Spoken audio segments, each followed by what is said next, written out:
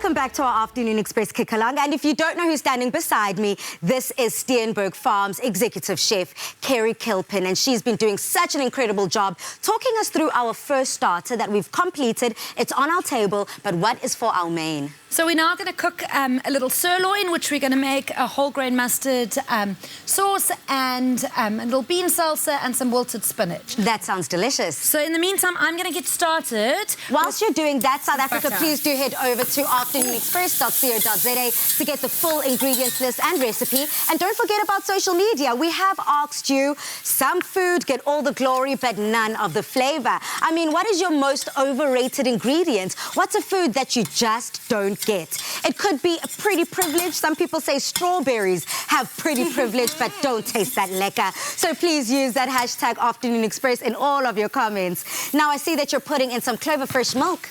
Yes, I am. So I've melted my butter. I did it on a really high heat. I wanted that butter to get a little bit nutty. You saw it got quite smoky in my pan. And I was after that nuttiness that the butter releases if you take it to that point just before burning.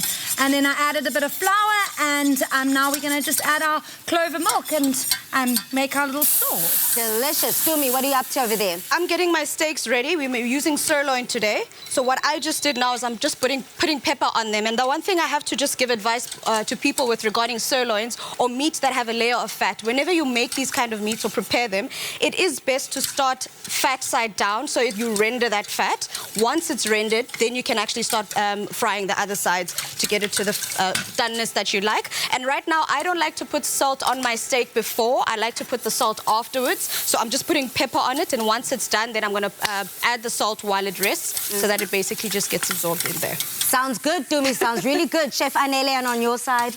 I'm making a beautiful salsa with some beautiful, beautiful red tomatoes, some edamame beans. Kerry, I want you to tell us about edamame beans. You are doing some beans that I'm going to add in here, and some balsamic vinegar and olive oil. Tell me about edamame beans. So they're soybean. They're the young soybeans that haven't been dried. And they're served in their pod, or you get them in their pods, and then you just pop them out, and they're lovely. They're used a lot in Japanese cuisine. You'll often see them if you go to the local sushi restaurants, and you can get a little bowl of edamame beans that have been tossed in a little kimchi butter or something yummy. Yeah. But they're lovely. I love them just raw like that. They're actually not even cooked. They're just raw and popped out of the... out of their pots, but they're so yummy and they're so healthy because they've got a really high protein content. Really? I like that. That sounds really good, hey? I love the pop of colour that it's going to add to the salsa. And the thing is, I also see in the sushi restaurant, you normally get it in a peel, but it's in Yeah, that's in the pod. In the pod. But you can also buy, I saw the other day in Japanese restaurants, you buy them frozen.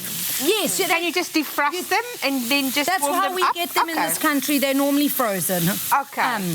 So we just pop them out, defrost them, and use them. Yeah. Sounds really good, Chef. So, Chef, on my side, you have got me wilting and blanching. Now, for some of us... confused. And confused. Because that's meant to be in there, and that's going in there. But anyway... We're going to make it work today. We're going to make it work. We're going to make it work. Okay, we have to. We always do. But just if you were to explain the process of it, just for our viewers to understand how to get it to the deliciousness that we're about to enjoy. So blanching is when you take some rapidly boiling water and you submerge your veggies in there, cook them till they're just al dente, and then refresh them in some ice-cold water, which will stop the cooking process. Stunning. Okay, And that then sounds good. Sautéing or wilting is in the batter in the pan. That just makes it literally just cooked through very quick 10 seconds. I'm also going to put this in just super quickly, literally just for it So we're just doing the opposite. So you can take that out already. Those will be cooked. Otherwise, we end up with hardly any spinach. And we don't want that now, do we? So Stunning. So we have blanched the spinach and we're wilting the beans. And the reason why you sock it in the ice is to keep the colour. To stop the cooking process, and then you keep the colour. You can put this in here, the beans. You can add them in that plate, and then I'll use them just now. Stunning. Okay, as we have asked people on social media, Dumi, what's the one ingredient that you think is overrated?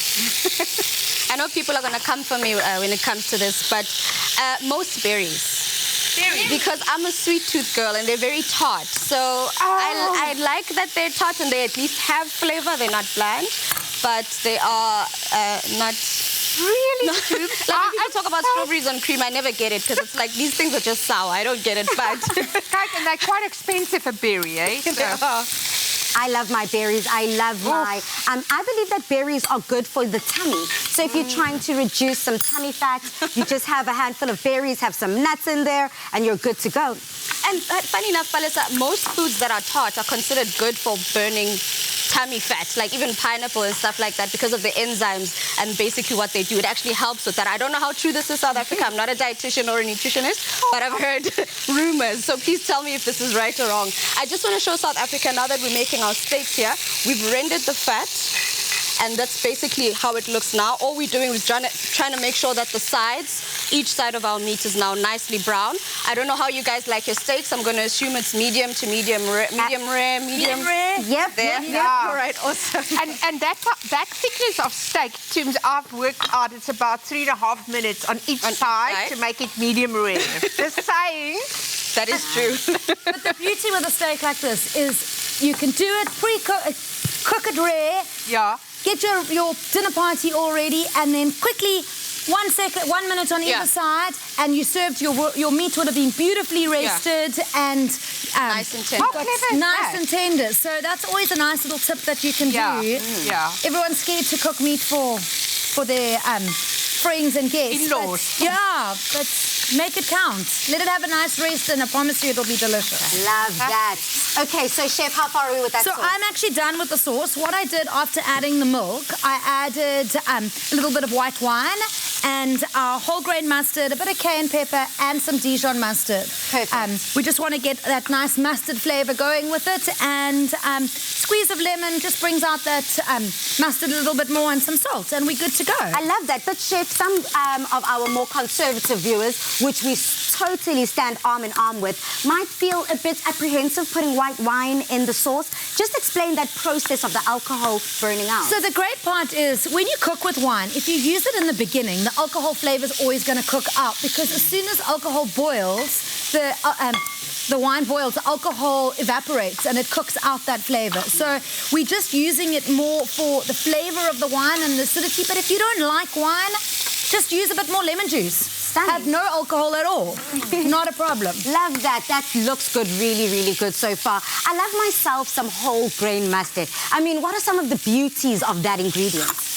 Well, it's so nice and versatile, and it's healthy, because anything that's in its whole form is healthier than in the ground down form, if that makes sense. Yeah. So that's what's really nice about it, and it's delicate. You can mix it with honey and have a whole grain honey mustard, turn it into a vinaigrette, just put it over a nice little salad, do something. So it's lovely. I love myself some mustard and honey, especially on my chicken.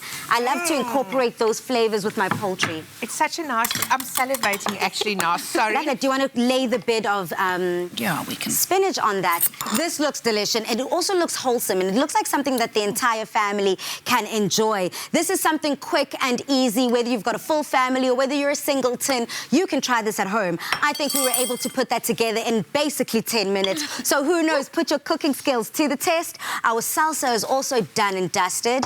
You can put that on the side there. On the side, or if you're happy and a little bit excited, you can either sprinkle it all along the top, or we'll just top it with some micro herbs. I love that. We got every single color represented on that plate, and that's how we know it's good. South Africa, please do head over to afternoonexpress.co.za to get the full recipe and link to this ingredient. But if you have missed anything, here's a quick recap.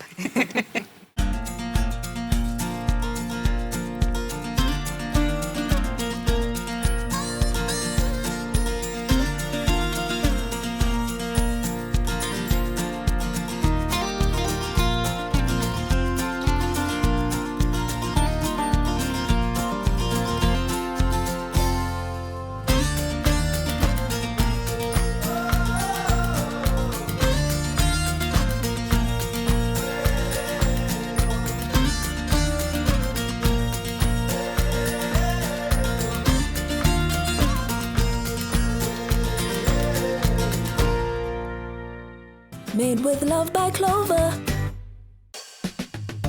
Nothing beats the long-lasting freshness and quality taste of Clover Fresh milk. Made with love by Clover.